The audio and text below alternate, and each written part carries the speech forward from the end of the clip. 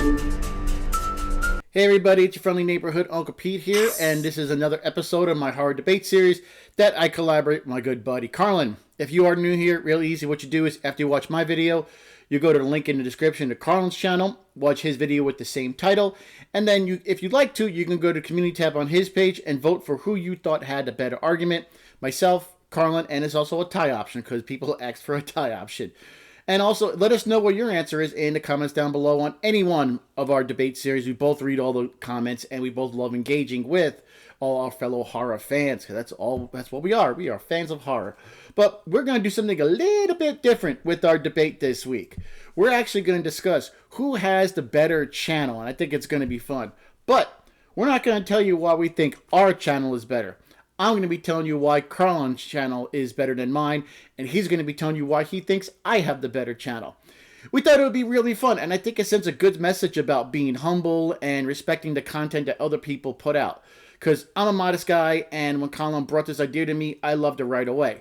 And I figured it'd be really good, so let's get started. First off, I'm going to give Carlin credit because he helped me decide the theme of my channel. I would run some ideas by him and see what he thought, because I did trust his opinion. We've developed a great friendship over the years, and we've never actually met in person. It was actually his idea to do a horror movie superlative series, and that's what we went through 3 decades of movies, starting with all the horror movies of the 1980s, and we picked our horror movie superlatives. We would pick the most amazing film of 1980, 1981, and we would do each year per video, where we discussed the most amazing video, the most WTF, best score, most underrated, most overrated, best so bad it's good, and most unique. And that was a really fun project to work on. We did the 1970s, 80s, and 1990s. And it was a ton of fun. Again, his idea. And there was also voting on those videos as well, who had the better picks. Like I said, it's all in good fun. So going through each year of the decade, it helped me learn a whole lot of better movies that I watched, especially in the 1970s. And I'm an 80s guy. I grew up in the 80s. To me, the 80s is the best decade for horror, action, and comedy movies. But when we decided the 90s, I wasn't too big on the 90s, but thanks to Carlin, I earned a greater respect. There are some pretty solid horror movies for the 1990s. And that was a lot of fun, and I have Carlin to thank for that project. Additionally, it was his idea to take a break after we discussed those 3 decades to do this debate series where we're going to debate a wide array of topics in the horror genre. And we've done like over 24 videos now, at least, so it's been really fun.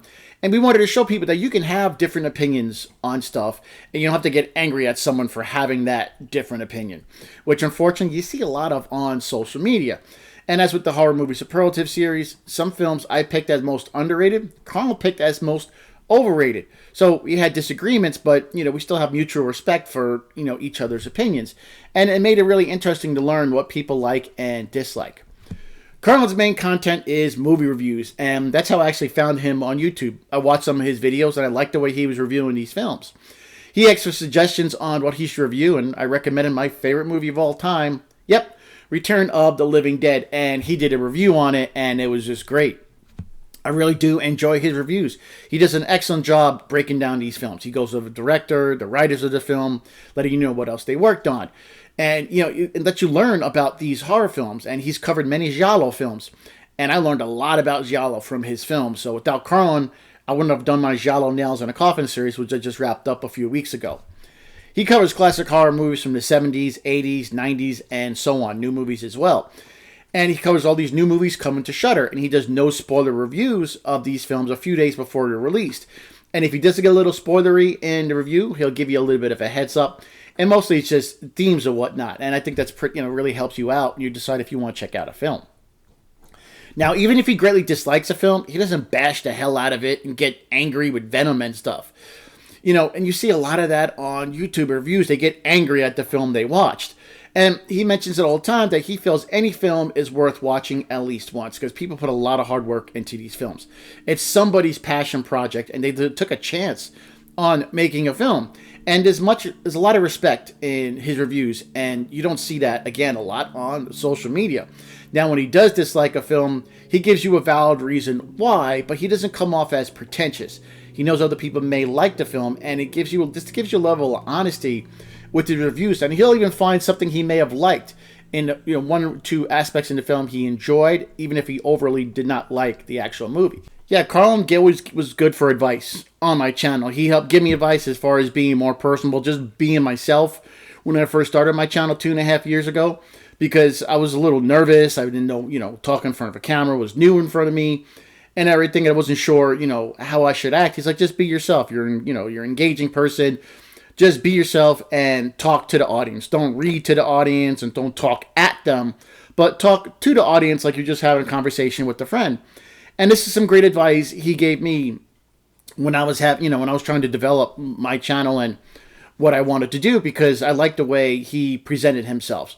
Real friendly and, approachable and stuff like that. So it was, yeah, again, without him, I wouldn't have had, the opportunity, I should say, to start my channel with my Nails in the Coffin series. Because again, mentioned earlier, he helped me decide the theme of what I want to do, how I want to name it, what should I do. And yeah, he's always given me great advice. And another reason why I think he's got the better channel of the two of us, because he's an excellent friend of mine, and I can always rely on him for someone to talk to, whether it's advice or talk about horror movies, life, or whatnot. Not only does he have the better channel, he's a great guy and a great friend as well. So that's another reason why I feel, yeah, he's a hell of a guy, and yeah, you should definitely check out his channel if you haven't done so already, because yeah, he's got a good one right there.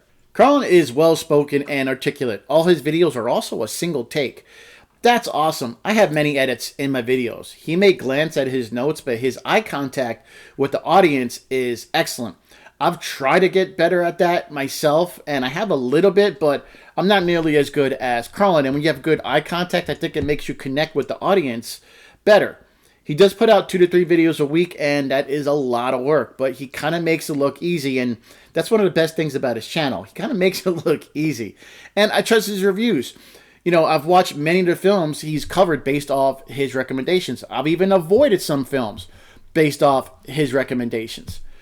So yeah, we both put a lot of hard work into our channels, and this was a fun topic. But yeah, it's a very interesting topic when Carlin suggested it, and I really thought this was going to be a lot of fun. And it was one of the easier debates for me to, write my script and develop what I was going to actually say. I do believe Carlin has a better channel, since without his channel and his help, I may not have started my channel as it is here. So there we go, ladies and gentlemen. Thanks for watching. Now, please go to Carlin's channel, link in the description down below. Watch his video, and he's going to tell you why he thinks I have the better channel. Then, if you'd like, you go to the community tab on his page and vote for who you thought had the better argument. And there we go. So it should be another fun. I'll see you guys here in 2 weeks for another debate. And I'll see you here on Fridays for my episodes of Nails in a Coffin. Everybody take care of yourselves, be good to yourselves, and be good to each other. I am your friendly neighborhood Uncle Pete. Remember, with great kills, there must also come great nails.